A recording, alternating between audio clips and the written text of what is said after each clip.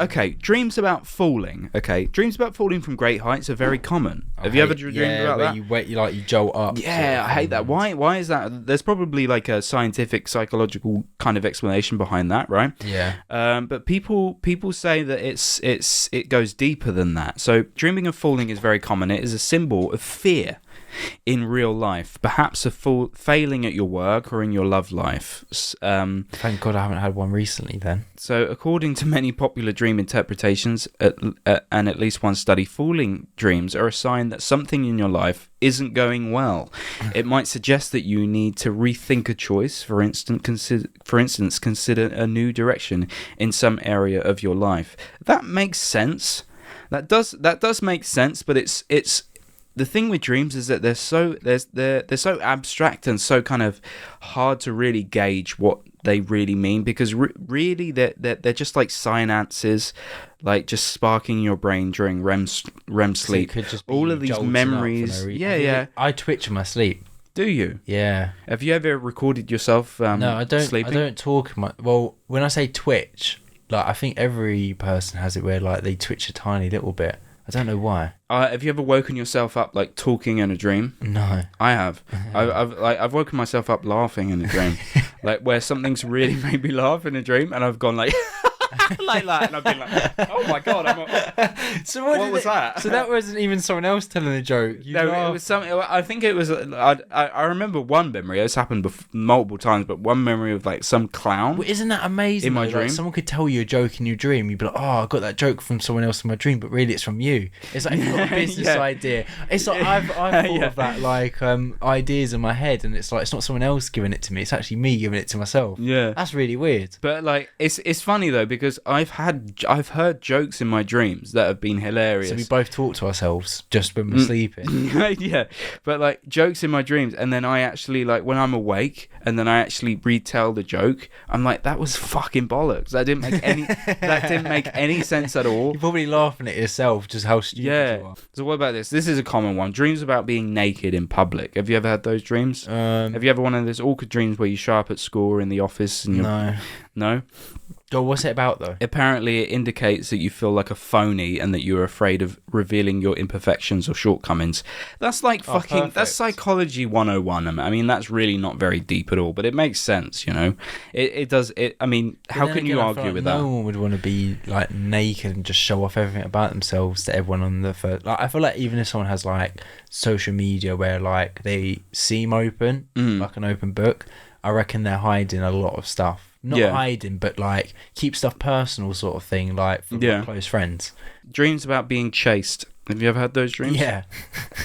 Have you ever had a dream about where you're being chased and like you can't run, or like you can't scream? Run, but the distance just doesn't increase. Yeah, like I've had dreams where like I'm trapped and being used and stuff like that, and just fucking hell. Jesus Christ! Well, you don't wake up rock hard after those dreams, do you? So dreams that feature being pursued by a known or unknown attacker that can be particularly terrifying, many people experience these types of dreams. But what do they mean? Dream interpreters, such a funny name. Like, oh yeah, what do you do for a living? I'm a dream interpreter.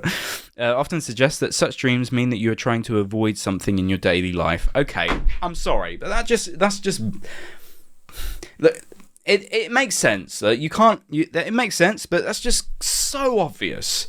No, I feel like you're in. Is that just a broad one? Because like, you're avoiding something. I'm being chased by like Krusty the Clown. He has a red flag and he's running after me. Then the interpreter might have, you know, something more specific. So apparently, if you're being chased by an animal, you might be hiding from your own anger, passions, and other feelings. An unknown chaser. If your pursuer is mysterious, unknown figure, it might represent childhood experience or past trauma. Okay, that's pretty cool. A member of the opposite sex suggests this means that you are afraid of love or haunted by a past relationship. I don't really remember my dreams that much to really remember whether or not I think it's always usually an unknown person. Like, it's never someone that I know.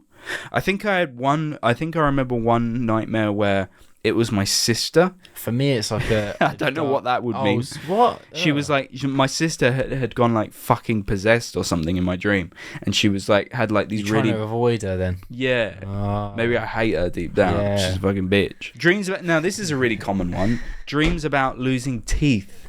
Have you ever had that? Oh, yeah. Have you? Yeah. I've never had that, but apparently it's very common. Go on, what does it imply? I'm interested about this, because I have it, not recently, but like I have had it somewhat recent. Yeah. It suggests so dreams about losing teeth suggests that dreaming about losing teeth can have multiple meanings. It might mean that you are worried about your attractiveness or appearance, for instance. It may also indicate that you are concerned about your ability to communicate, or that you are concerned that you might have said something embarrassing. The real essence of teeth is their ability to bite through, to cut, tear, or grind. If your teeth fall out, you lose personal power and your ability to be assertive, decisive, and self-protective. I agree with that. Yeah, that kind of makes sense. Because like right? with like starting like uni, giving speeches, like presenting stuff like that. I had dreams around those points. Have you ever had a dream where like it's like really horrible, like a really stressful situation, and then like you wake up and you're like, oh, but the thing is, I'm so glad that weren't real. But in the dream, I just cracked my phone; it wasn't broken. Yeah. And in real life, it'd annoy me, but I wouldn't be as stressed out as I was. I don't know. It was just I was so stressed out for no reason. It's so relieving though when you have a dream and you're like, oh, that was just a dream. Okay. Dreaming about death of a loved one can reflect a similar fear of a change, especially with regard to our children. As the child grows up, a parent's mind begins to wonder whether the younger version of the child went. Dreams of dying, therefore, reflect a sort of mourning for the passage of time. That makes sense. Yeah. Studies have also shown that those approaching the end of life and loved ones around them experience significant and meaningful dreams, often relating to a comforting presence, preparing to go, watching or engaging with the deceased loved one's waitings, distressing experience, and unfinished business. That makes sense to me. That really does make sense to me if you really think about it. But then again, this could all be bollocks, you know, because dream interpreters only know so much. We don't really know what the purpose of dreams are. But the thing about dreams that I find so interesting is that they don't lie.